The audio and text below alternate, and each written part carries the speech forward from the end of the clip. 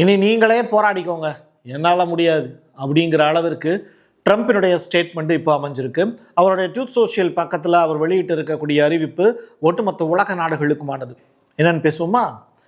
ஆயுத பிச்சை கேட்டதா அமெரிக்கா அப்படின்னு எந்த நாட்டுக்கிட்ட அப்படிங்கிற கொஸ்டின் மார்க் இருக்குல்ல. ரெண்டாவது, அப்போ அமெரிக்கா கிட்ட ஆயுதங்கள் தீர்ந்து போச்சாங்கிற கேள்வியும் இன்னொரு பக்கம் இருக்குது. இது மட்டும் இல்லை, இவி கார்ஸ் இருக்குல்ல, அந்த காருடைய எண்ணிக்கை இப்போ அதிகமான அளவில் விற்றுக்கிட்டு இருக்கு அப்படிங்கிறாங்க. ரைட்டா? ஸோ இப்படிப்பட்ட போர் நடந்துக்கிட்டு இருக்கும்போது எது அதிகமாக சேல்ஸ் ஆகிட்டு இருக்கு அப்படிங்கிறதையும் நீங்கள் யோசிச்சு பார்த்தீங்கன்னா ஏகப்பட்ட இன்ஃபர்மேஷன் உங்களுக்கு கிடைக்கும். கிறுக்குங்கிற நபருடைய மரணம், கிறுக்கு இல்லை கிறுக்கு, அந்த நபருடைய மரணம் அப்படிங்கிறது இப்போ பேசு பொருளாக மாறி இருக்கு. அது அமெரிக்காவில் தான் நிகழ்ந்தது. ஒரு மத போதகர் அவர் எதனால் இறந்தார், இப்போ அவரை பற்றிய விஷயங்கள் ஏன் பேசு பொருளாக மாறி இருக்குது அப்படிங்கிறதையும் இந்த வீடியோவில் நம்ம சேர்த்து வச்சு பேச போகிறோம். ஈரான் போருக்கும் அவருக்குமே சம்மந்தம் இருக்குது. டீட்டெயிலாக பேசுவோமா?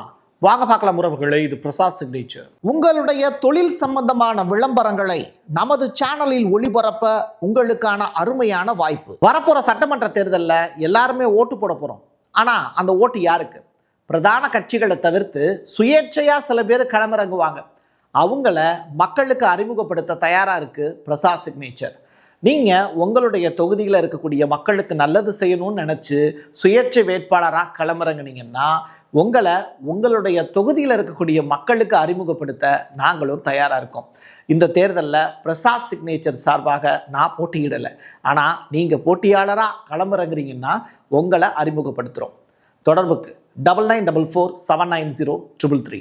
மத்திய கிழக்கில் போர் அதிகமாக இப்போ நடந்துக்கிட்டு இருக்கக்கூடிய இந்த சூழ்நிலையில் தாய்லாந்தினுடைய பிரதமர் தனது சொந்த வாகனத்தில் வர்றார். அப்புறம் என்ன, வாடகை வாகனத்திலே வருவாங்க அப்படின்னு உங்களுக்கு தோணும். ஆனால் அவர் வரக்கூடிய காரை இப்போது வெளியில் அப்படியே ஒரு பெரிய அட்வர்டைஸ்மெண்ட்டாக எடுத்து போடுறாங்க. எலக்ட்ரானிக் வெஹிக்கிளில் அவர் வர்றார். அதுதான் இந்த இடத்துல ஒரு ஸ்பெஷல். இந்த காரோட வீடியோவை நான் உங்களுக்கு காமிக்கிறேன். செம்மையாக இருக்குல்ல அப்படின்னு நம்ம சொல்கிற அளவுக்கு தான் அந்த எலக்ட்ரிக் காருடைய வருகை இருக்குது. சரி, எதனால் இதை இப்போது ரொம்ப பெரிய அளவில் சர்க்குலேட் பண்ணிகிட்டு இருக்காங்க அப்படின்னு பார்த்தா, பெட்ரோல் டீசலுடைய விலை எக்கத்தப்பாக போயிட்டுருக்குல்ல, அதை கம்மி பண்ணுறதுக்கு எல்லாரும் இவி பக்கம் தன்னுடைய கவனத்தை செலுத்துகிறாங்க அப்படிங்கிறது தான் இது சொல்ல வரக்கூடிய செய்தி. நேற்று இரவு இஸ்ஃபகான் அப்படிங்கிற அந்த நியூக்ளியர் சைட் மீது ஒரு பெரிய அட்டாக்கை அமெரிக்கா நிகழ்த்தினாங்க. அதுக்கு முன்னாடி அமெரிக்காவினுடைய MQ-9 அந்த ஆளில்லாத விமானங்கள் 2 ஒன்றோட ஒன்று மூடிக்கிச்சு அப்படிங்கிற தகவல். இதனால் இழப்பு யாருக்கு அப்படின்னு கேட்டால் அமெரிக்காவுக்கு தான். இனிமேல் அமெரிக்கா இந்த MQ-9 ரீப்பர் விமானத்தை எந்த நாட்டுக்கிட்டையும் விற்க முடியாது. இது டோட்டலாக ஃபெயிலியர் மாடல் அப்படிங்கிற அளவிற்கு இப்போது பேசு பொருளாக மாறிடுச்சு.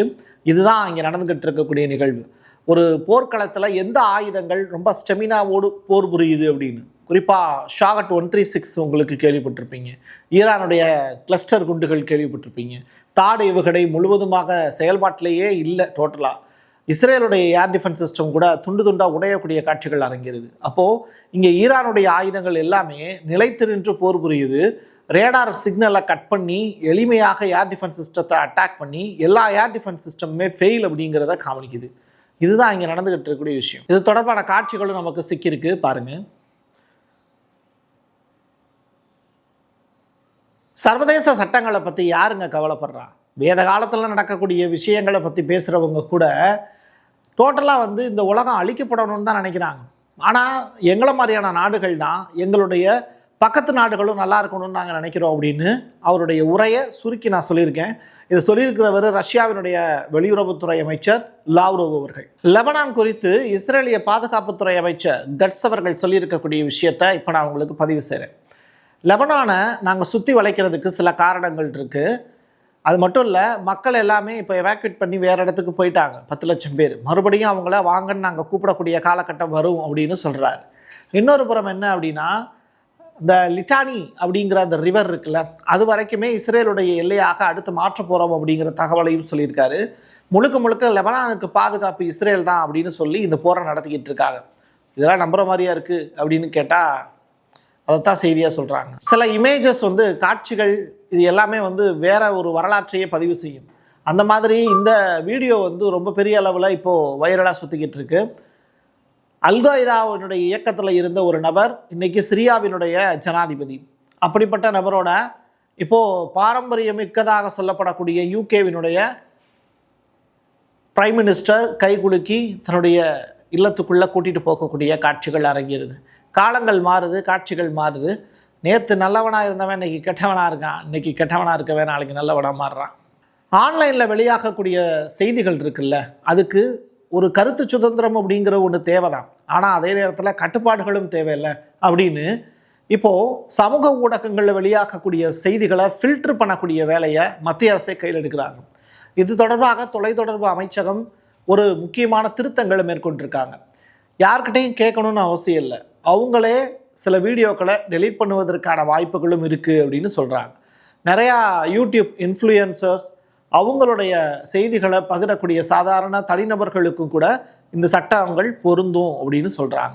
ஸோ வீடியோக்களை பதிவேற்றம் செய்வதிலிருந்து அதை ஷேர் பண்ணுற வரைக்கும் மக்களுக்கு ஒரு சமூக பொறுப்பு இருக்குது. ஸோ அந்த பொறுப்பை உணர்ந்து செயல்படுங்கள் அப்படிங்கிறதையும் ஒன்றிய அரசு இப்போது முக்கியமான செய்தியாக மக்களுக்கு சொல்கிறாங்க. காலையில் இன்றைக்கி ஒரு செய்தி ஒன்று போட்டிருந்தோம். அதாவது குவைத்தில் நடந்த தாக்குதல், அந்த குவைத் அப்படிங்கிற அந்த நாட்டின் மீது இருக்கக்கூடிய கோபத்தின் காரணமாக துபாயில் இருக்கக்கூடிய அவங்களுடைய அல் சல்மி அப்படிங்கிற கப்பல், எண்ணெய் கப்பல் மீது ஒரு அட்டாக் நடந்தது. இந்த எண்ணெய் கப்பல் மீது அட்டாக் நடந்ததற்கு பிறகு அந்த எண்ணெய் கப்பலுக்கு ஏற்பட்ட பாதிப்பு தான் இப்போ ஃபோட்டோவாக ரிலீஸ் ஆகிருக்கு. அதை தான் இப்போ நீங்கள் பார்த்துட்ருக்கீங்க.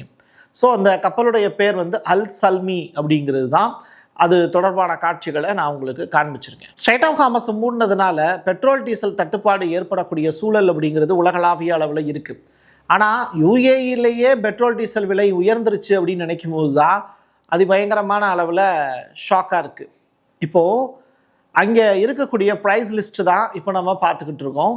யுஏஇனுடைய ஃபியூயல் ப்ரைஸஸ் வந்து 2026 மார்ச்சில் ஏற்பட்டிருக்கக்கூடிய நிலையும் 2026 ஏப்ரலில் ஏற்பட்டிருக்க ஒரே மாதம் கேப்பில் உயர்ந்திருக்கு பாருங்கள் எல்லா இடத்துலையுமே.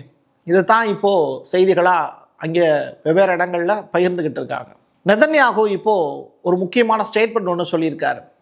சேனல் 12க்கு அவர் கொடுத்துருக்கக்கூடிய பேட்டியில், கடந்த சில ஆண்டுகளாகவே நான் அரபு உலக தலைவர்களோட சில விஷயங்களை சொல்லிக்கிட்டே இருக்கேன். வாய்ப்பு எப்போ கிடைக்குதோ அப்போ ஈரான் வந்து உங்களை முழுமையாக விழுங்கிவிடும், ஸோ ராஜ்யங்களையும் வீழ்த்தி விடும் அப்படிங்கிற எச்சரிக்கையை உங்களுக்கு நான் கொடுக்குறேன்னு சொல்லியிருந்தேன். இப்போ அதை அவங்க அனுபவிச்சுக்கிட்டு இருக்காங்க அப்படின்னு நெதன்யாகு பேசக்கூடிய வீடியோ ஒன்று ரிலீஸ் ஆகிருக்கு. நான் சொன்னப்போ அவங்க புரிஞ்சுக்கல, இப்போ அதை அனுபவிக்கிறாங்க அப்படின்னு அவர் சொல்லியிருக்கக்கூடிய வீடியோ வைரலாக சுற்றிக்கிட்டு இருக்கு. ட்ரம்ப் தன்னுடைய ட்ரூ சோஷியல் பக்கத்தில் ஒரு முக்கியமான செய்தியை உலகத்துக்கு சொல்லியிருக்காரு. ஸ்ட்ரைட் ஆஃப் ஹார்மஸ் மூடப்பட்டதன் காரணமாக ஜெட்டுக்கான எரிபொருள் கிடைக்காம சிரமப்படக்கூடிய நாடுகளே, உங்களை பார்த்து தான் நான் சொல்கிறேன் அப்படின்னு ஆரம்பிக்கிறாரு. அமெரிக்காவிடமிருந்து எரிபொருளை வாங்கிக்கோங்க, எங்களிடம் அது தாராளமாக இருக்குது அப்படின்னு சொல்கிறார். வெனிசுலாவிலேருந்து திருடிட்டு வந்த திருடங்க தானே அப்படின்னு நம்ம கேட்கலாமான்னு பார்த்தா அதை மக்களுக்கே தெரியும். ரெண்டாவதாக, இத்தனை நாள் தாமதமாக இருந்த உங்களுடைய துணிச்சல் இப்போதாவது வரட்டும் அப்படின்னு யூரோப்பிய நாடுகளுக்கு அழைப்பு விடுக்கிறாரு. ஸோ எரிபொருளை நீங்களே போய் நேரடியாக எடுத்துக்கோங்க ஈரான்கிட்ட இருந்து, இனிமேல் எங்ககிட்ட கேட்காதீங்க அப்படின்னு சொல்கிறார். ஐயோ ஒன்று வாங்குங்கிற, அப்புறம் நீயே போய் எடுத்துக்கோங்கிற, ஏதாவது ஒன்று சொல்லு அப்படின்னு தானே கேட்க தோணுது. ஃப்ரான்ஸு, இட்டாலி, ஜெர்மனி இவங்கெல்லாம் யாரை நம்பியிருக்காங்க? அமெரிக்காவை தான் நம்பியிருக்காங்க. இனிமேல் நீங்கள் உங்களுக்காக போராட்டத்துக்கு நீங்களே கற்றுக்கோங்க, எவ்வளவு நாள் தான் நானே உங்களை காப்பாற்றுறது அப்படின்னு ட்ரம்ப் சொல்கிறாரு. சரியாக சொல்கிறதுனா, எங்களுக்கு தேவைப்பட்ட போது நீங்கள் சரியான நேரத்தில் வந்து உதவி செய்யலை, யாரா நாட்டோவை சொல்கிறாரு. சொல்லப்போனால் ஈரான் நாடு ஏறக்குறைய முற்றிலுமாக சிதைக்கப்பட்டு விட்டது, இனிமேல் அங்கே அடிக்கிறதுக்கு எங்களுக்கு எதுவுமே இல்லை, அதனால் என்னென்ன மிச்சம் மீதி இருக்கோ நீங்கள் அதை எடுத்துக்கிட்டு நீங்கள் வாழ பாருங்க அப்படிங்கிற ஸ்டேட்மெண்ட்டை சொல்லியிருக்கார். இதுதான் அவருடைய ட்ரூ சோஷியல் பக்கத்தில் வந்திருக்கக்கூடிய செய்தி. இந்த கிர்க் அப்படிங்கிற நபர் வந்து ஒரு மத போதகர். எலெக்ஷன் முடிஞ்சதற்கு பிறகு, ட்ரம்ப் வந்து தேர்ந்தெடுக்கப்பட்ட பிறகு ஒரே நிகழ்ச்சியில் ட்ரம்ப் 2 முறை சுட்ட கொலை ட்ரை பண்ணாங்க, எஸ்கேப் ஆயிட்டார். பட் இவர் ஒரே அட்டம்ப்ட்லேயே கொலை செய்யப்பட்டார். பட் இவர் வீழ்த்துறது யார் அப்படிங்கிறத கடைசி வரைக்கும் சொல்லலை. என்சிடிசியினுடைய விசாரணை இப்போ வெளியாயிருக்கு. என்னன்னா, கிர்க்கு தன்னிடம் கடைசியாக கூறிய வார்த்தைகள் அப்படின்னு இந்த டக்கர் கால்சனோட ஒரு இன்டர்வியூ ஒன்று அட்டன் பண்ணுறாரு இவர். அப்போது அவர் சில வார்த்தைகள் இந்த கிர்க்கை பற்றி சில உச்சரிக்கிறார். என்னென்னா, கிர்க்கு இறப்பதற்கு முன்னாடி இஸ்ரேலுக்கு ஆதரவான நன்கொடையாளர்களிடமிருந்து ஆவணப்படுத்தப்பட்ட ஒரு அழுத்தம் வந்து எனக்கு இருந்துச்சு அப்படின்னு சொல்லியிருக்காரு இந்த கென்ட்டுக்கிட்ட. விசாரணை வந்து இப்போ நிறுத்தப்பட்டுருச்சு. ஒருவேளை இஸ்ரேல்காரங்களே இவரை கொலை செய்திருக்கலாமோ அப்படிங்கிற துணியில தான் இந்த கிண்ட் அவர்கள் இப்போது ஹிண்ட் கொடுத்துருக்காரு டக்கர் கால்சனுக்கு. விசாரணை இப்போது நிப்பாட்டிட்டாங்க. ஏன் தெரியுமா? ஒரு தனிநபருடைய துப்பாக்கியில் இருந்து தோட்டாக்கள் பறந்ததாக சொல்கிறாங்கல்ல இவரை கொலை செய்கிறதுக்கு. அந்த தோட்டாவுக்கும் அந்த துப்பாக்கியில் சேரவே இல்லையா.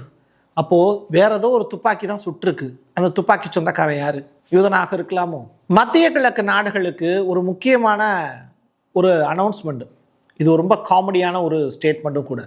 ட்ரம்ப்பு தங்கிட்ட இருக்கக்கூடிய ஆயுதங்கள் தனக்கு போதலை அப்படின்னு மற்ற நாடுகள்கிட்ட ஆயுத பிச்சை அப்படின்னு சொல்லிட்டு ஒரு வார்த்தையை பயன்படுத்துகிறாங்க. சரி, எதனால் அப்படின்னு சொல்லி கேட்கும்போது பேட்ரியாட் ஏவுகணைகளை கொடுங்க அப்படின்னு சொல்லி போலந்துக்கிட்ட கேட்டிருக்காரு. இவங்க கொடுத்தது தான். ரெண்டாவது இவங்களும் சேல் பண்ணியிருக்காங்க. காசு கொடுத்தாலும் பரவாயில்ல, காசு கூட கொடுத்துறேன்டா, திருப்பி கொடுங்கடா அப்படின்னு சொன்னால் போலந்து அரசு இப்போ மறுத்துருக்கு. அந்த நாட்டினுடைய பாதுகாப்புத்துறை அமைச்சர் தெளிவாக இது தொடர்பாக பதிலும் சொல்லியிருக்கார். எங்களுடைய வான்வெளியும் நேட்டோ கூட்டனுடைய கிழக்கு எல்லையும் பாதுகாப்பதற்காகத்தான் அது பயன்படும், சரியா? மற்ற நாடுகளுக்கு நாங்கள் அதை கொடுக்க மாட்டோம் அப்படின்னு சொல்லியிருக்காங்க. இதே மாதிரி உலகத்தில் இருக்கக்கூடிய எல்லா நாடுகளுமே அமெரிக்காவுக்கு எதிராக திரும்பி இவ்வளவு பெரிய போரை நடத்தினதுக்கு காரணம் அமெரிக்காவும் இஸ்ரேலும்னு சொல்லி அவங்க கிட்ட இருந்து இழப்பீடு வாங்குற வரைக்கும் விடாப்பிடியே அமெரிக்காவையும் இஸ்ரேலையும் எல்லா நாடுகளும் சேர்ந்தடிச்சா அழுதுகிட்டே காசை திருப்பி கொடுத்துருவாங்க. அப்படி ஒரு வாய்ப்பை யார் முன்னெடுக்க போகிறா தெரியல. என் கையெழுத்து என் மக்களுக்கானது உறவுகளே. மீண்டும் ஒரு பதிவில் சந்திக்கலாம். நன்றி, வணக்கம். உங்களுடைய தொழில் சம்பந்தமான விளம்பரங்களை நமது சேனலில் ஒளிபரப்ப உங்களுக்கான அருமையான வாய்ப்பு. வரப்போற சட்டமன்ற தேர்தலில் எல்லாருமே ஓட்டு போட போறோம். ஆனா அந்த ஓட்டு யாருக்கு? பிரதான கட்சிகளை தவிர்த்து சுயேட்சையா சில பேர் களமிறங்குவாங்க. அவங்கள மக்களுக்கு அறிமுகப்படுத்த தயாரா இருக்கு பிரசாத் சிக்னேச்சர். நீங்கள் உங்களுடைய தொகுதியில் இருக்கக்கூடிய மக்களுக்கு நல்லது செய்யணும்னு நினச்சி சுயேட்சை வேட்பாளராக களமிறங்குனீங்கன்னா உங்களுடைய தொகுதியில் இருக்கக்கூடிய மக்களுக்கு அறிமுகப்படுத்த நாங்களும் தயாராக இருக்கோம். இந்த தேர்தலில் பிரசாத் சிக்னேச்சர் சார்பாக நான் போட்டியிடலை. ஆனால் நீங்கள் போட்டியாளராக களமிறங்குறீங்கன்னா உங்களை அறிமுகப்படுத்துகிறோம். தொடர்புக்கு 9944790333. Prasad signature media broadcasting private limited. நீங்க நியூஸ் ரீடரா மாறணுமா? கண்டென்ட் கிரியேட்டரா உருவாகணுமா? சேட்டலைட் சேனல்ல ரிப்போர்ட்டரா வேலை பார்க்கணுமா? டாக்குமெண்ட்ரி மேக்கிங்ல இருந்து ஜேர்னலிசம் பற்றிய முழுமையான பயிற்சி பெற உங்களுக்கான அருமையான வாய்ப்பு. எங்களை தேடி வாங்க. ஆன்லைன் மற்றும் நேரடி பயிற்சி வகுப்புகளும் சர்டிபிகேட் கோர்ஸாவே கத்துத்தரும். மீடியா துறையில் 10 ஆண்டுகளுக்கு மேல அனுபவம் உள்ளவர்கள் பயிற்சி கொடுப்பார்கள். வாய்ஸ் ஓவர் தொடங்கி வாய்ஸ்லெஸ் பீப்புளுக்காக உங்களை சிறந்த ஜேர்னலிஸ்டா உருவாக்க வேண்டியது எங்களோட பொறுப்பு. ஸ்கூல்ஸ் அண்ட் காலேஜஸ்ல ஜூனியர் ஜேர்னலிஸ்ட்ங்கிற பேர்ல ஒர்க் ஷாப்பும் கண்டக்ட் பண்ணி கொடுக்கிறோம். மோட்டிவேஷனல் ஸ்பீக்கரா கடந்த 15 ஆண்டுகளா கல்வி நிறுவனங்களுக்கு நிகழ்ச்சிகளும் நடத்தி தரோம். தொடர்புக்கு 9944790333 94493594. Prasad signature @gmail.com.